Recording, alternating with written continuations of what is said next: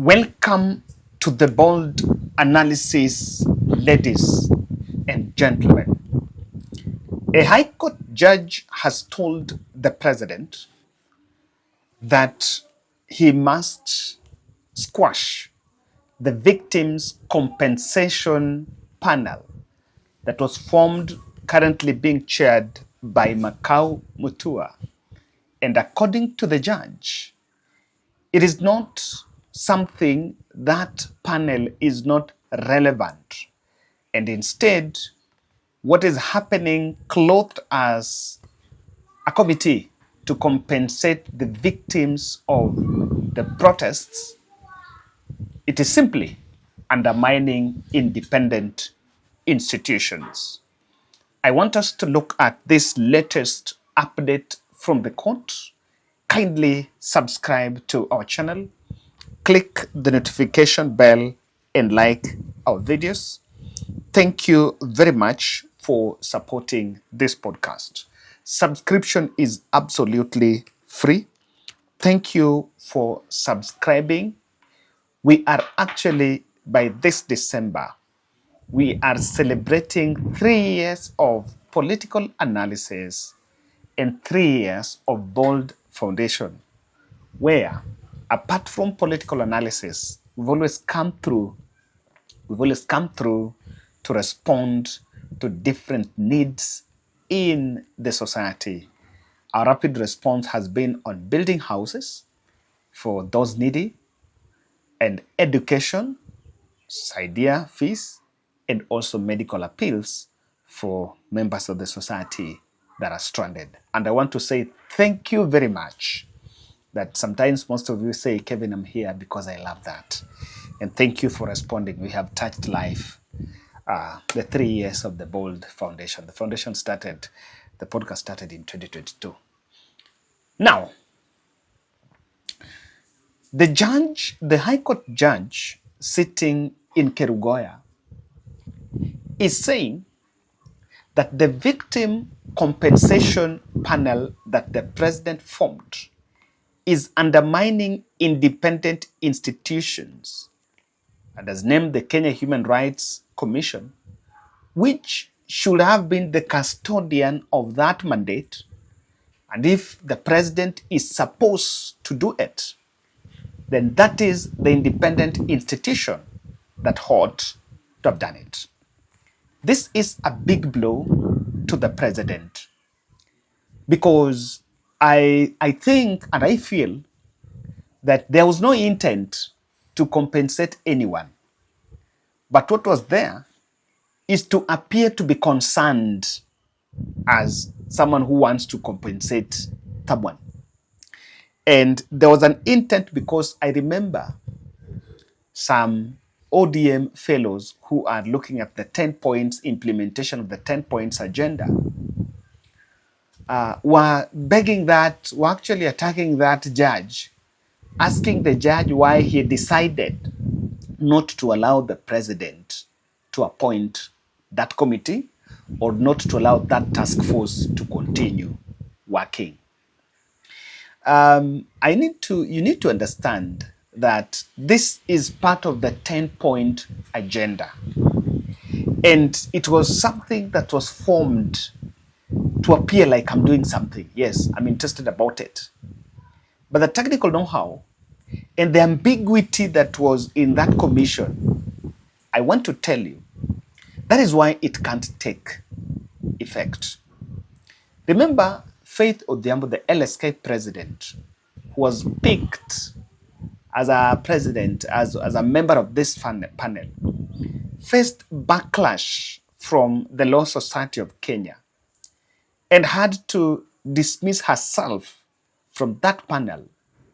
And even other members of the civil society organizations like Amnesty International, which was initially Ruto, who were initially members of that panel, decided to recast themselves from that panel. And the mere fact that it was a presidential task force meant that it was under the purview, under the full control of the office of the president. And what should have then been a clear, well laid out strategy to compensate the victims. The compensation of the victims was to appear like a political token, was to appear like a presidential gift rather than justice being served. Truth to the word that there was no money that was going to return any child dead. Not even it. There was no money that was going to return any child dead. But a more appropriate version was on the question of legality. And so this is, in my view, some of the four factors that has played out in the whole plan of victim compensation that I want us to look at. I listened to Nelson Harvey complaining about the legal hurdles in the country, and it is very clear that this was one of the things that was just a pipe dream, but its implementation and how it was going to be achieved was not very clear. You can't purport to compensate the victims while what would have been justice being served is these families litigating these cases in the court of law, where security agencies are found to be on the breach, were supposed to face the wrath. And the judicial system, the criminal justice system, was what was supposed to be empowered, to be given the goodwill, to be supported by all the evidence, so that if there is a compensation, let it come from the court, as it has always happened, even before. That is what was supposed to happen. I want us to do a very good example from the Albert Ojwang case. Albert Ojwang died under police custody, something that everyone in the country knew and the parents covered it. What followed was a charade of state donation, governor building a house for the family. The Nairobi governor even promised some job for the widow, which never came through. There was a matter of some money even collected and to be given to them as some gifts. And what followed next is how Mzee was manipulated. And he came back to the people. He didn't want people to protest about the killing, and the country warned him. Now, he is crying that state has abandoned them, and the case is being bungled. Now, that is the same thing that was going to happen with this compensation and victim thing. There was no parent. Some of these cases are very strong in court. Very strong in court. And you cannot run away from the fact that the justice is really needed in some of these cases. And there's families that have used millions to hire lawyers simply seeking justice for their children who are killed.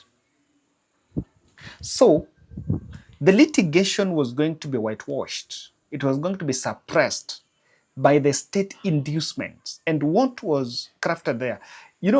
I even questioned, what is the legal capacity?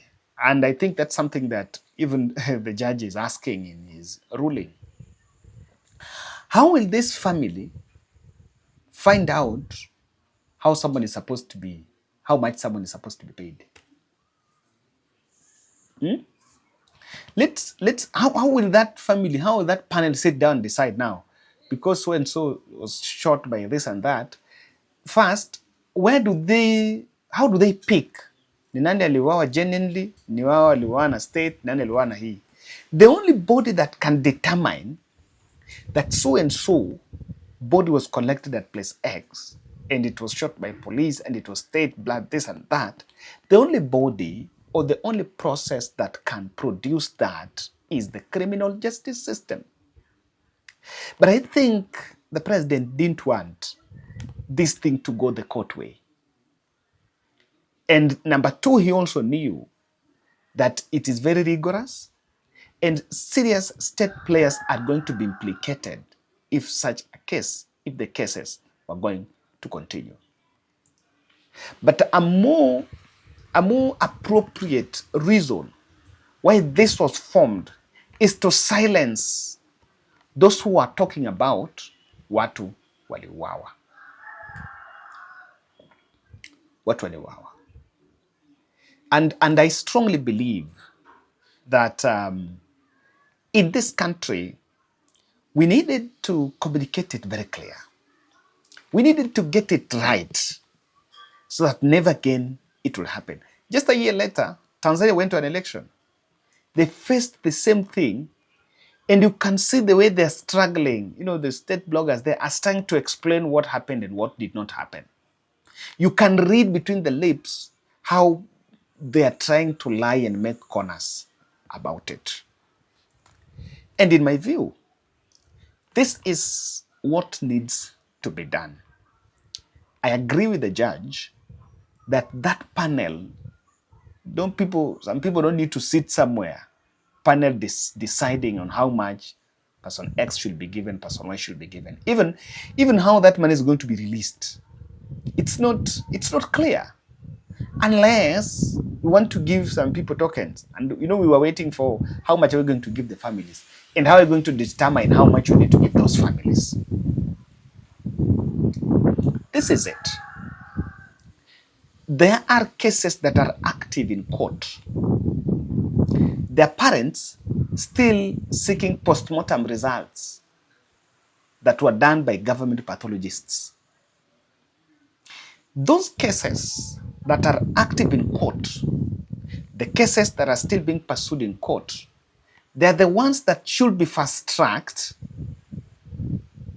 so that those who are culpable, the security agencies who are culpable, must take individual responsibility. Because ukiwabebesha mzigo, if we want to avoid what happened in this country, you must make sure that a police officer sitting somewhere anajua nikifanya makosa nitabaki kwa hiyo kitu peke yangu.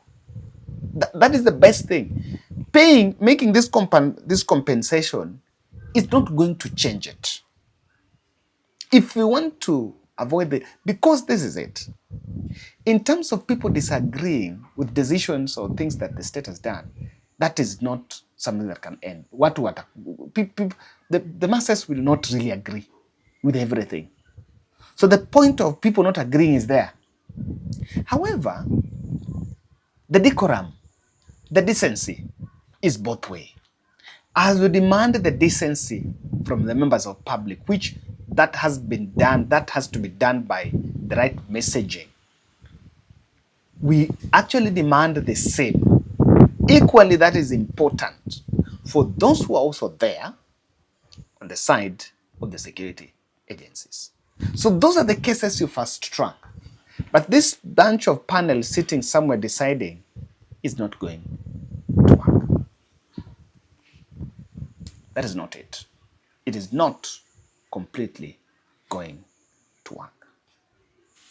Number two, I understand that we need to protect the country, protecting the country, but we must also, the law must also be very clear on what, I know situations dictates how police react, excess force and this and that. But that law must also be very clear on how to manage the protests. Must be very clear on how to manage the protests. So that someone just given leeway, like, I don't know whether it is allowed for someone like the guy, the policeman who shot that guy, that hawker, Boniface. And there's some that should be instant punishment, not delayed justice. Should be instant. Kama take how long? Lakini watu wengine wapelekwe jela. Thank you. Dong, I'm not in competition with anybody. Neither have I branded a certain specific area of practice of law as superior to another. I believe that misconception resides in the minds of those diminutive in their ability to appreciate what they have. All fields of the practice of law are equal. But you see, I have a constituency.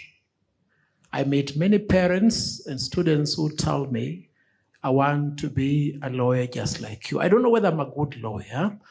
It is not within my competence to give that testimony. On Saturday, I met my career master and history teacher, John Mark Wandera, and he told me, you're a good lawyer. And I'm not in the habit of contradicting my teachers. So verily, as day succeeds night, if you are using Nelson Harvey as a model of a good lawyer, then this is my yardstick. Neither am I branding anybody. Then when that is said and done, there is another false construct. It's a tenuous argument that emanates from the mouth of Mwaura Kabata. These are the people who will tell you, you can succeed in every field, but Kabata is in court. Who came to speak to you here? The Chief Justice of the Republic of Kenya, who is speaking to us from the Attorney General, my good classmate, Pauline Mucharo. In our midst is Sir Charles Kanjama, also my classmate, Lord Peter Wanyama, my good friend. These are distinguished courtroom lawyers. So you need to take care of your inadequacies. Some of us have no infancy in what we perceive to be right. And we make no apologies for that because we love being hated by those with diminutive thoughts on their capacity. But that notwithstanding, every field must be appreciated. I appreciate Professor Sianya. I appreciate Dr. It's not, they're all professors now. I appreciate Professor Kameri Mbote. I appreciate Dr. Smokin Wanjala. These are my teachers. There is a particular competence that domiciles in them. You understand? There is a particular competence that domiciles in me. Look, I act for judges. I act for presidents. You understand? So if you, as a professor of law, must train lawyers to be good in whatever field they want to be, and encourage them to pursue that pathway. There's nothing wrong. You understand?